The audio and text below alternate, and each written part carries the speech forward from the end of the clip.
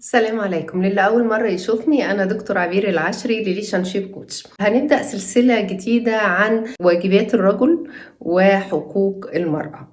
ليه؟ لأن أنا من سنين طويلة لما بدأت أشتغل على العلاقات الأسرية والعلاقات الزوجية بالذات، لقيت إن في مفاهيم كتير مغلوطة سواء في المجتمع أو عند الرجال أو عند النساء.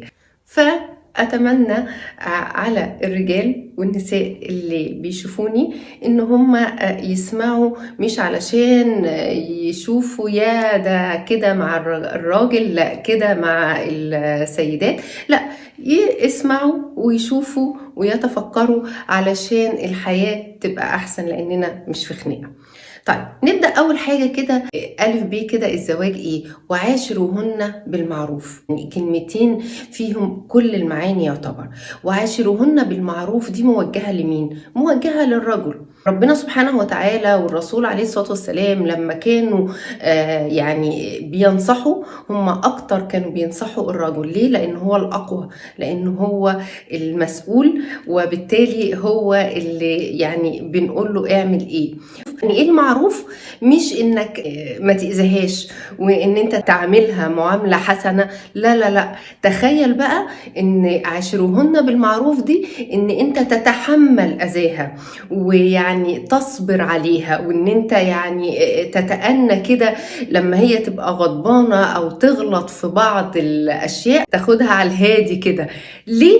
لان انت اللي مطلوب منك تبقى اعقل وافضل واحن وعندك صبر اكتر. دليل ان الرجل شهادته شهادة، ولكن شهادة النساء مطلوب 2 من النساء، مش عشان هم قليلين، علشان ممكن العاطفة تغلب عليهم.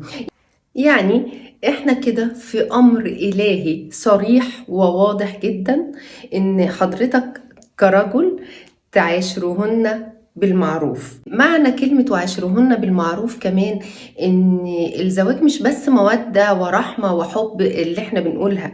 الرجال والنساء سواء هم فاكرين ان الزواج عبارة عن انا بحبك وانت بتحبني ولازم يبقى بينا حب وحاجات كده. لا، الزواج ممكن ما يبقاش فيه حب. مع الوقت الحب بيتبدل، بيحصل كبر في السن، اختلاف في العقليات وحاجات كتير. طب ايه بقى وقتها اللي احنا بنعمله؟ وعاشروهن بالمعروف. ان ممكن قوي سيادتك ايها الرجل تعاشر زوجتك بالمعروف فقط لا غير. لا لازم تبقى اجمل الجميلات، ولا لازم تغريك، ولا مهم قوي ان انت تشعر ناحيتها بعاطفة شديدة. لا لا لا لا، كل ده كلام ذكوري اخترعوه الرجالة. الحقيقة ان الحياة الزوجية اسمى واعلى من كده بكتير. ان حتى لو مفيش اشتياق ولا الكلام ده، لكن في عشرة بالمعروف، علشان ربنا قال كده، علشان البيوت تستمر، مش مجرد عايشينها لأهوائنا وفقط. عايزاكم ضروري تكتبولي في الكومنتات رأيكم ايه في اللي انا بقوله. هل موافقين الرأي ولا حاسين ان لا جاي على الرجالة؟